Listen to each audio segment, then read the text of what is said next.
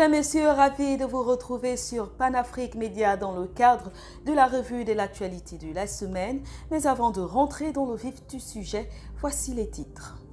Présentation des vœux du Nouvel An au président de la transition ce 4 janvier 2024. Une cérémonie qui a été ouverte par le corps diplomatique suivi du gouvernement de la transition avant de s'achever avec la société civile. Et puis, dans le cadre syndical monté au créneau des syndicats des travailleurs qui dénoncent une violation des droits des syndicats, cette dernière qui a été subtilement écartée de la présentation des vœux. Et puis on parle de la rentrée syndicale du groupe de réflexion et d'action des leaders des syndicats soudés de l'éducation et de l'enseignement supérieur. Une rentrée qui s'est articulée autour d'un thème, le syndicalisme, le vrai au service de l'intérêt général.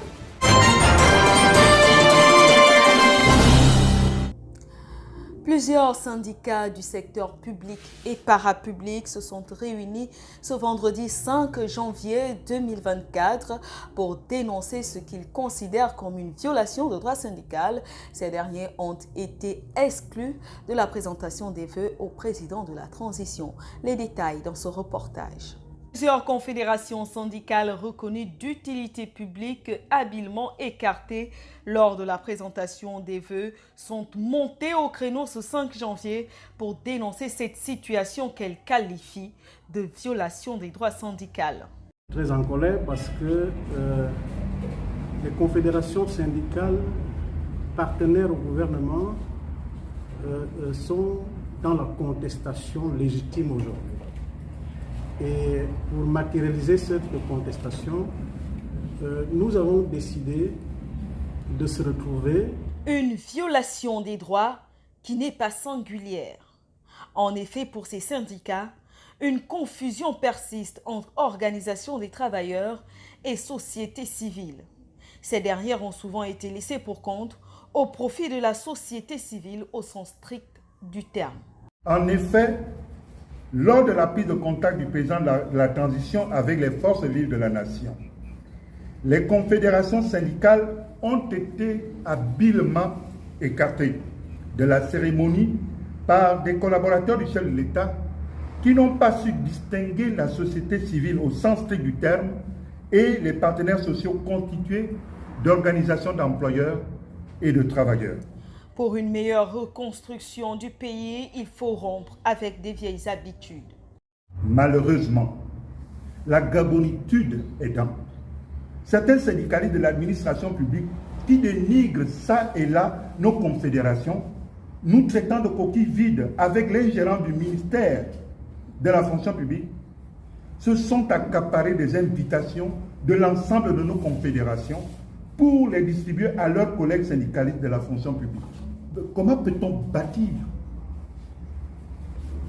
un pays si certaines personnes proches du président de la transition n'ont pas encore compris qu'un pays se construit par l'égalité des chances, la compétence de ses élites et non par des parvenus. Le mot est lâché.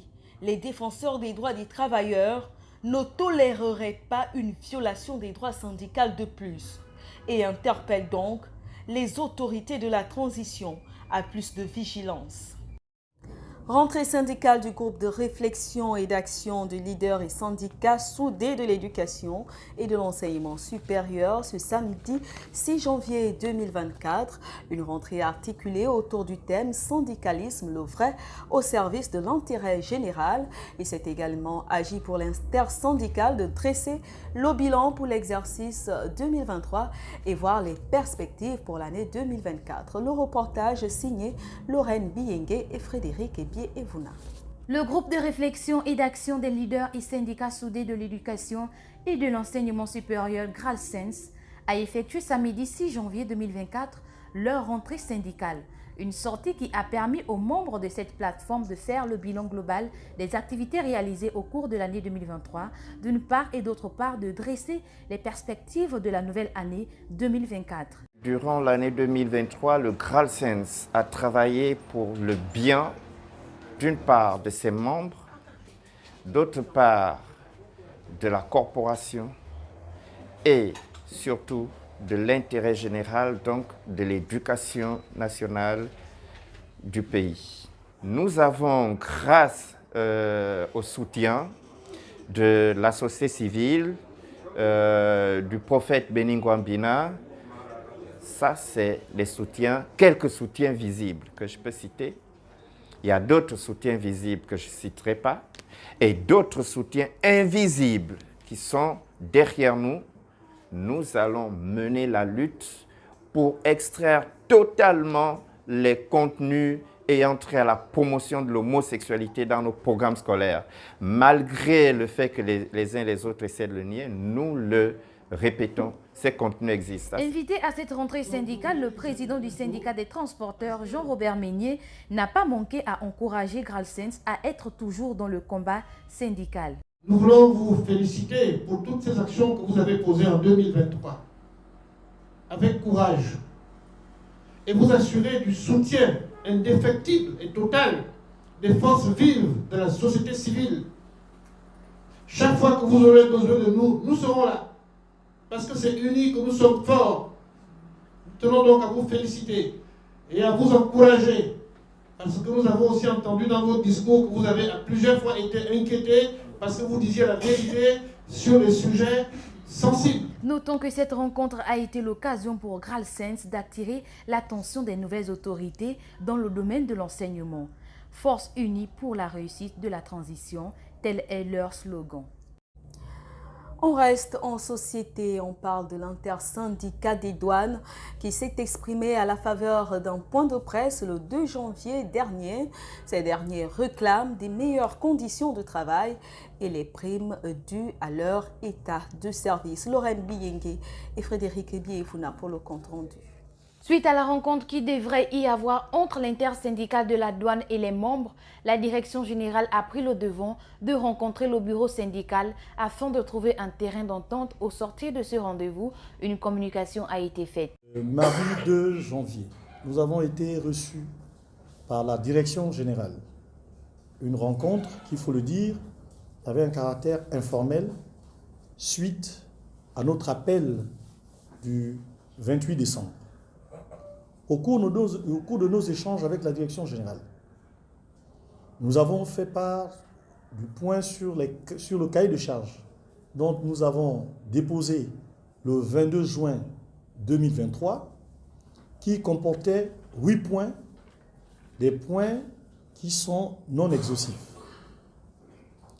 À l'entame de son propos, Madame le directeur général a félicité le caractère avec lequel nous nous sommes présentés, ça veut dire de manière calme et responsable, afin de mieux poser nos problèmes. Au cours de nos échanges, Madame le directeur général nous a fait part de la volonté de la direction générale à trouver des solutions aux points indiqués dans le cahier de charges. Il s'en est suivi des échanges. Parmi ces échanges, elle nous a montré la volonté de la direction générale de donner satisfaction aux points les plus urgents. Parmi les points les plus urgents, notamment, il y a l'évaluation, la situation sur la performance à l'évaluation. Cette question qui a, si je puis le dire, qui a fait l'objet des échanges très particuliers, a été soumis au plus haut niveau. Et de ce fait, l'ensemble des partenaires, ainsi que la direction générale, avons pris acte et attendons la décision qui viendront des plus hautes autorités. L'intersyndicat de la douane espère qu'avec cette démarche, ils finiront par obtenir gain de cause pour que la nouvelle année ne soit pas entachée. Toutefois, un préavis de 8 jours a été donné à la direction générale. Tombée des rideaux sur la deuxième session ordinaire de l'Assemblée nationale de transition, session qui a consisté à l'examen de la loi de finances de 2024. Je ne vous en dis pas plus, les détails dans ce reportage. Clôture de l'examen de la loi de finances couplée à la clôture de la deuxième session ordinaire de l'Assemblée nationale de la transition, conformément à l'article 49 de la Charte de la transition. Un bilan des travaux a été dressé par le président de cette institution. Au moment où la responsabilité m'échoit de procéder à la clôture officielle de la deuxième session ordinaire, session dite inaugurale de l'Assemblée nationale de la transition, conformément au troisième alinéa de l'article 49 de la Charte de la transition, qui stipule la seconde session ordinaire de la transition s'ouvre le premier jour ouvré du mois de septembre et prend fin le dernier jour ouvré du mois de décembre. Il s'agit de la toute première session ordinaire dont j'ai la charge statutaire de clôturer les travaux depuis ma prise de fonction le 15 septembre 2023. Jean-François Ndongo s'est donc félicité de l'harmonie qui règne entre parlementaires de la transition qui ont su travailler main dans la main dans l'examen de la loi de finances pour l'exercice 2024. La clôture d'une session ordinaire, peu importe le contexte dans lequel on se situe, n'a de sens que si l'on laisse objectivement, entre autres, le bilan des activités qui ont été menées, afin d'en saisir l'esprit qui a prévalu durant les travaux. Sur le plan législatif, nous avons reçu du gouvernement 9 textes de loi et nous avons examiné et adopté 7 textes, particulièrement le projet de loi de finances initial pour l'exercice 2024. Les députés, mesdames et messieurs, se sont pleinement investis dans leur mission législative, avec ardeur et abnégation, qui me permet de saluer très sincèrement, et je veux le dire, insister. C'est d'autant plus que pour beaucoup d'entre nous, cette session constitue la toute première expérience imprimée dans le travail parlementaire. Le coup de C a été un coup de maître.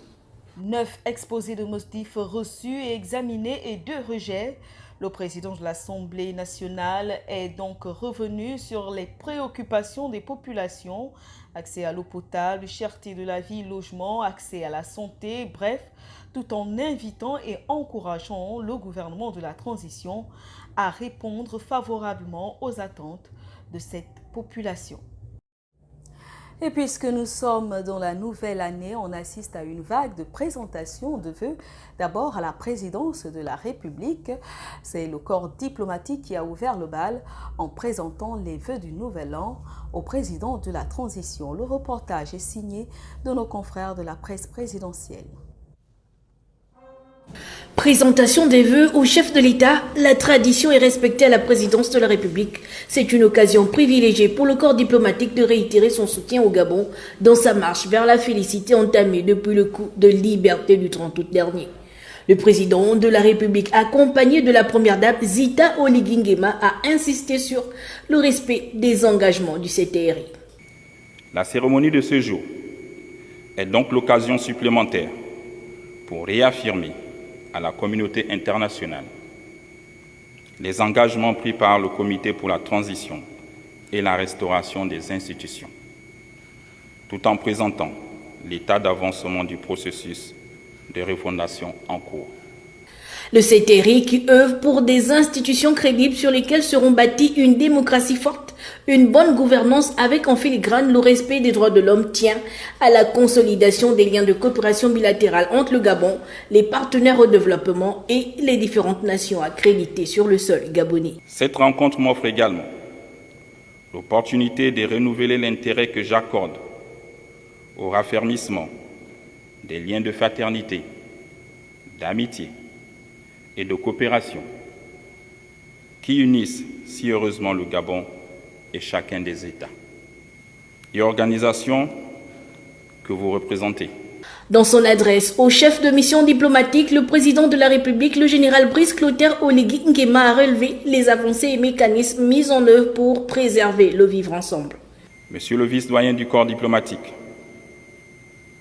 vous êtes observateur et témoin avisé de nos difficultés, mais aussi des efforts que le peuple gabonais et ses nouveaux dirigeants déploient pour faire face aux défis multiformes visant à préserver l'unité nationale, la cohésion sociale et la paix, ainsi que pour assurer la prospérité et le développement du Gabon. À cet égard, soyez remerciés d'avoir reconnu la légitimité de l'acte fondateur du 30 août 2023. Depuis lors, je n'ai ménagé aucun effort pour que le Gabon reprenne sa juste place dans le concert des nations. Le respect de la feuille de route du CETERI et la grande concertation nationale attendue dans les prochains jours ont captivé l'attention de l'Assemblée. Le chronogramme de la transition que j'ai présenté au secrétaire général des Nations Unies le 18 décembre dernier est en pleine mise en œuvre et il sera respecté. En ce mois de janvier 2024, je recevrai le rapport de synthèse de plus de 20 000 contributions formulées par les Gabonais et Gabonaises, désireux de s'impliquer pleinement dans la restauration des institutions de leur pays. Ces contributions serviront de base aux discussions du dialogue national inclusif. Le bilan du Gabon après 2 ans assiégé comme membre non permanent du Conseil de sécurité des Nations Unies a permis au président de la transition de noter le rôle du Gabon dans l'édification d'un monde plus pacifié et revenir sur la paix qui règne dans notre pays. Toujours dans le cadre de la présentation des vœux, cette fois, ce sont les militants du Rassemblement pour la patrie et la modernité qui ont présenté leurs vœux de nouvel an au président de cette formation politique, Alexandre Barrault-Chambrier. Les détails avec Frédéric Ebié-Efouna. C'est au siège national situé à Glace dans le 4e arrondissement de la commune de Libreville que les militants et militantes du Rassemblement pour la patrie et la modernité ont pris part à la cérémonie de présentation de vœux de nouvel an au président du RPM, Alexandre Barrault-Chambrier. Occasion pour les adhérents du parti de renouer contact avec leur champion affectueusement appelé ABC, la solution. 2015-2023, 8 ans à parcourir le Gabon, à la rencontre et à l'écoute des Gabonaises et des Gabonais. Sous la pluie comme dans la chaleur ardente. Vous avez poursuivi votre périple, faisant de cela un véritable sacerdoce. Les jeunes Gabonais en général, et ceux du RPM en particulier, vous remercient pour cet exemple de détermination, de constance et d'humilité. Votre dévouement envers notre pays et votre volonté de promouvoir la démocratie, le progrès et le développement sont des qualités qui méritent d'être saluées. Il n'est point besoin de rappeler ici que le rôle que vous-même et le RPM, notre très cher parti, avons joué à travers les 9 provinces du pays lors de vos tournées citoyennes pour partager l'espoir et le besoin de changement et d'alternance politique dans notre pays. Recevez, Monsieur le Président, nos meilleurs vœux de santé et de bonheur en cette nouvelle année. Puissent vos actions et vos initiatives être couronnées de succès. Pour le secrétaire exécutif, il est temps que le RPM reprenne ses activités en se déployant sur le terrain. Il a d'ailleurs profité de ces moments, s'exprimer au nom des militants et militantes du parti, leur infinie reconnaissance pour le dévouement et la disponibilité de l'homme durant l'année 2023. Grâce à votre détermination, vous avez amené le RPM, tout risque bravé, sur les sentiers, les pistes et les routes les plus improbables du Gabon. Au regard de leur état de gradation avancée, pour le présenter à vos concitoyens comme force politique d'avenir, mais surtout comme une véritable alternative au pouvoir en place, empêtré dans une polydipsie financière inextinguible, ayant conduit le pays dans un chaos indescriptible. De l'Est à l'Ouest, comme du Sud au Nord, sans ménager aucun effort, vous avez affronté les chemins escarpés et passé des nuits incertaines, parfois sous des abris de fortune, pour aller à la rencontre de vos sœurs et frères gabonais. Des présents offerts au président du Rassemblement pour la patrie et la modernité, Alexandre Barrault-Chambrier, prestation des artistes et quelques pas de danse pour donner une couleur spéciale à la cérémonie Prenant la parole, le président du RPM en appelle l'engagement de tous en cette période de transition pour que le parti soit encore plus fort et présent sur la scène politique du pays. Le RPM, continuellement porteur d'ambition, vous invite à plus d'abnégation et d'engagement pour réaffirmer et défendre nos idéaux. Continuez donc à être le bon exemple, le bon grain, à ne pas confondre avec l'ivraie, pour que notre conception politique soit comprise et enracinée dans l'opinion. Il a par ailleurs rassuré les siens de toujours compter sur sa détermination et son engagement politique tout au long de cette année de 2024. Monsieur le secrétaire exécutif, recevez également à vous-même et à tous vos collaborateurs mes encouragements à œuvrer davantage pour asseoir le parti sur des bases solides et son rayonnement sur le territoire national et même au-delà. Je prends bonne note du programme esquissé dans vos vœux et vous pourrez compter sur mon soutien et ma disponibilité totale comme par le passé. Tout en saluant la bravoure des militaires pour la libération du pays, le président Alexandre Barraud-Chambrier et son parti politique, le RPM, soutiennent fermement des actions et la vision du CTRI et comptent bien entamer la nouvelle année avec des objectifs plus larges et dynamiques. On parle également religion dans cette rétro hebdo avec la caravane de la transition qui a été lancée dans la ville d'Oyem. Après la ville d'Oyem, la caravane continue son périple à travers le pays. Cette fois, c'est la ville du Grand Blanc, Lambaréné, qui a été mise à l'honneur. Le reportage est signé sous les images de notre correspondant de la ville de Lambaréné. À Lambaréné, comme ce fut le cas à Oyem pour la première étape, la coordination des églises de réveil charismatique pentecôtiste est venue, dit-elle, délivrer la ville des chaînes du mal, rechercher le bien de la vie, dixit les Saintes Écritures. Les messagers de l'Éternel recherchent par analogie le bien du pays et de tous ses fils. Nous devons amener le culte au Gabon. Et la première chose, la Bible dit qu'il a détruit dans les 9 villes, les 9 provinces, les hôtels de Baal. Seigneur, nous consacrons cet hôtel. Que cet hôtel devienne le culte de Dieu pour notre pays. Que cet hôtel renverse les puissances des ténèbres. Cette caravane qui parcourt le territoire national permet à l'Église de nous faire revivre notre évangile. Nous sommes venus au niveau de Lambaréné communier avec le corps de Christ, avec le milieu pentecôtiste et charismatique de l'éveil, avec tous ces pasteurs pour les encourager à la prière, pas seulement à la prière, à l'évangélisation. D'ailleurs, elle colle bien avec la nouvelle ère du pays, car ces moralisateurs de conscience doivent également faire entendre leur voix et leur position. Lors du dialogue national tant voulu et décidé par le comité de transition, les chrétiens ne comptent pas être en marge.